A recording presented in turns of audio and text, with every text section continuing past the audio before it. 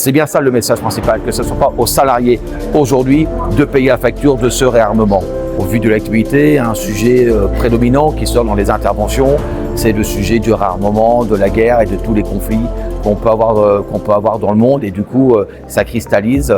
nous, dans notre rôle de syndicaliste, un certain nombre d'interventions des camarades.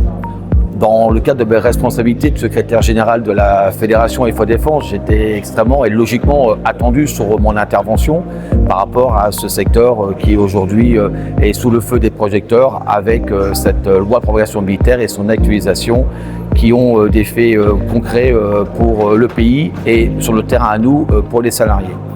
Donc je me suis attaché dans mon intervention à bien faire un contexte historique de l'après-guerre jusqu'à aujourd'hui et en passant par la chute du mur de Berlin et les coupes successives de budget entre 90 et on va dire 2017-2018, mais des coupes successives qui ont vu notre outil de défense, notre ministère de la Défense extrêmement diminuer en effectifs, en moyens, en infrastructures, en matériel, etc. Pendant ces années de coupes budgétaires, j'ai fait le parallèle que pour autant l'ensemble des autres secteurs, que ce soit l'hôpital, que ce soit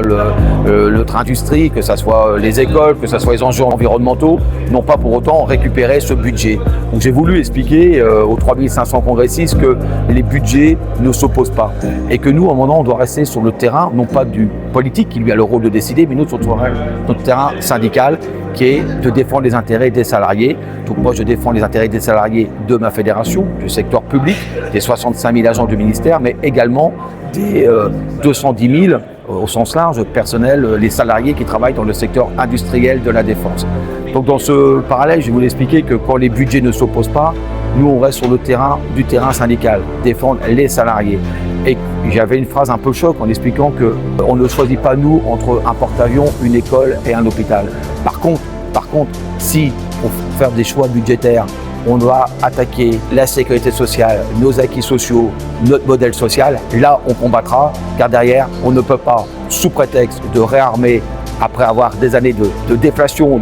d'effectifs, et y compris de matériel, de ramener par un effet de balancier assez massif, que ce soit les salariés. Et c'est bien ça le message principal, que ce ne soit pas aux salariés aujourd'hui de payer la facture de ce réarmement. La politique doctrinale sur la politique de la défense, c'est le sujet de la classe politique. Nous, on reste sur notre champ à nous, qui est celui de la défense des salariés. Et pour finir, une chose importante, c'est que le message principal que l'on doit faire passer, c'est que nous, notre héritage syndical, Léon Jour, emblématique chez nous, prix Nobel de la paix, c'est que nous, d'ailleurs, en tant que syndicalistes, issus du mouvement ouvrier, ne jamais l'oublier, on est viscéralement attachés à la paix dans le monde. Et on sait que trop bien, y compris notre ministère, ce que sont les horreurs et les atrocités de la guerre. Donc la paix, la vie, la vie.